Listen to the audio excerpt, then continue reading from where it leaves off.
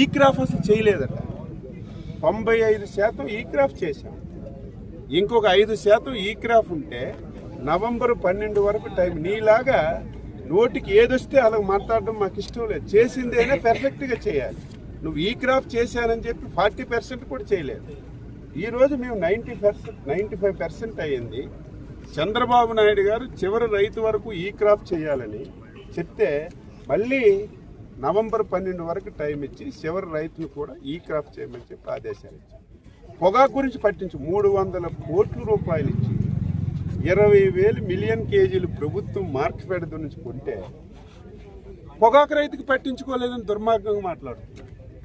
మామిడికి ఒక కేజీకి 4 రూపాయలు ఇచ్చి 300 కోట్లు ఖర్చు పెట్టి మనం కొని రైతు అకౌంట్లో వేస్తే మామిడి రైతుని పట్టించుకోవడం లేదు.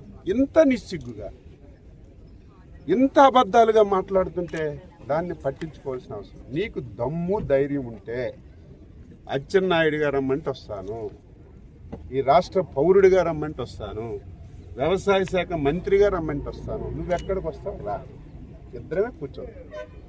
నువ్వు అడుగు, నేను చెప్తా. నేను అడుగుతాను, నువ్వు చెప్పు.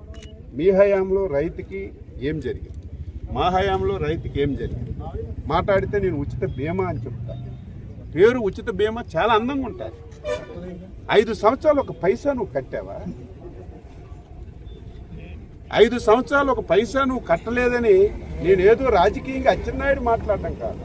కేంద్ర ప్రభుత్వమే ఆంధ్రప్రదేశ్ రాష్ట్రంలో అప్పటి ప్రభుత్వం అప్పటి ముఖ్యమంత్రి ఉచిత బీమా అని చెప్పి ఒక పైసా కట్టలేదని వ్యవసాయ శాఖ మంత్రి పార్లమెంట్లో చెప్పారు.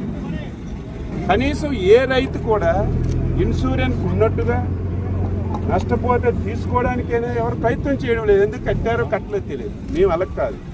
కేంద్ర ప్రభుత్వం పెట్టినటువంటి ప్రధానమంత్రి ఫసల్ బీమా యోజన ఆంధ్రప్రదేశ్ ప్రభుత్వం కలిపి రైతు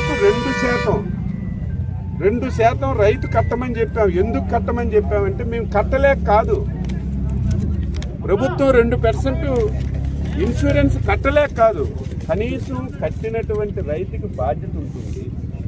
2% కడితే పంట నష్టపోతే నేను ఇన్సూరెన్స్ కట్టాను, నాకు కూడా బాధ్యత ఉంది, నాకు హక్కు ఉందని అడగడానికే అవకాశం ఉంటుంది. నువ్వు ఉచిత బీమా అని చెప్పి కట్టలేదు, అడిగే నాదుడే లేదు, ఇచ్చే పరిస్థితి లేదు. ఇటువంటి పచ్చి అబద్ధాలు మాట్లాడుతుంటే అది కూడా ఇటువంటి సమయంలో ఆంధ్ర రాష్ట్రంలో అన్ని జిల్లాల్లో రైతులు ఇబ్బంది పడుతున్నారు. ఇటువంటి సమయంలో బాధ్యత గల వ్యక్తివైతే సలహాలు సూచనలు ఇవ్వాలి. మాట్లాడితే విమర్శ అబద్ధం